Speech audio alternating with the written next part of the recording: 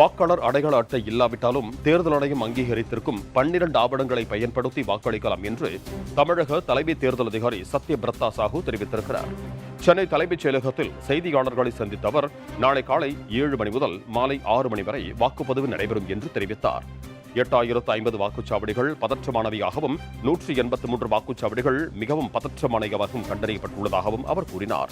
மாற்றுத்திறனாளிகள் மாவட்ட தேர்தல் அதிகாரியிடமோ அல்லது 1950 என்ற எண்ணிலோ தகவல் தெரிவித்தால் அவர்களுக்கான வாகனம் ஏற்பாடு செய்யப்பட்டு வாக்குச்சாவடிக்கு அழைத்து வர நடவடிக்கை எடுக்கப்படும் என்று தெரிவித்தார். 85 வயதுக்கு மேற்பட்ட முதியவர்களும் மாற்றுத்திறனாளிகளும் வாக்குச்சாவடிகளுக்கு செல்வதற்காக பேருந்தில் இலவச பயணம் மேற்கொள்ளலாம் எனவும் கூறினார். முதியோர்கள், கருவுற்றவர்கள், மாற்றுத்திறனாளிகள் வாக்குச்சாவடியில் வரிசையில் நிற்காமல் வாக்களிக்கும் வகையில் முன்னுரிமை அளிக்கப்படும் என்றும் அவர் தெரிவித்தார்.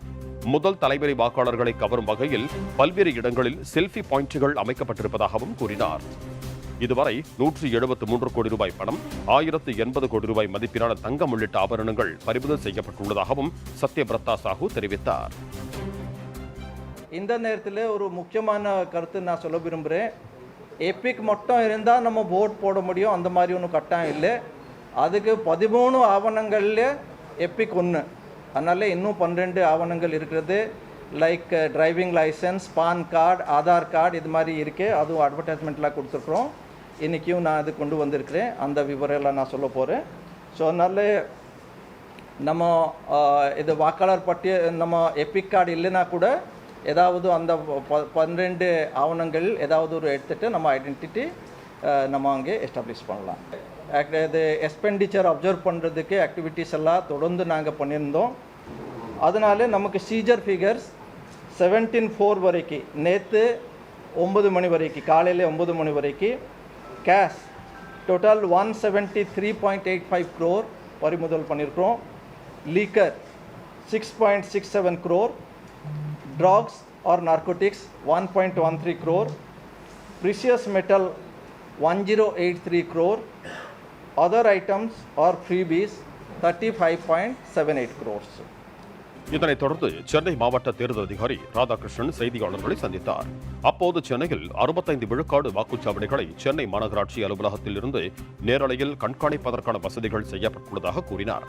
அனைத்து வாக்குச்சாவடி மையங்களிலும் காவல்துறை அதிகாரிகள் பாதுகாப்பு பணியில் ஈடுபடுத்தப்பட்டிருப்பதாக தெரிவித்தார்.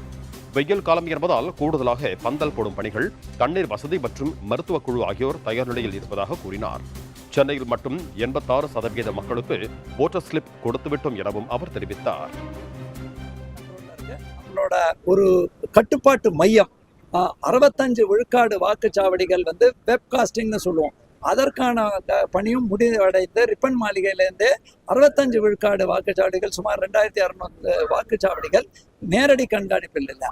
அதில் 709 ஏற்கனவே தேர்தல் ஆணையத்தின் மற்றும் பார்வையாளர்களின் அடிப்படையில் அடையாளம் காட்டப்பட்ட பதட்டமுள்ள வாக்குச்சாவடின்னு சொல்லுவோம் இல்லையா, அந்த வாக்குச்சாவடிகளுக்கான 100%, அதுவும் மீதமுள்ளத்தையும் சேர்த்து சுமார்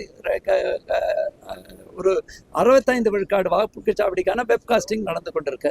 காவல்துறை அனைத்து வாக்குச்சாவடிகளுக்கும் அதற்குன்னு தேர்தல் ஆணையம் கைடன்ஸ் கொடுத்துருக்கு.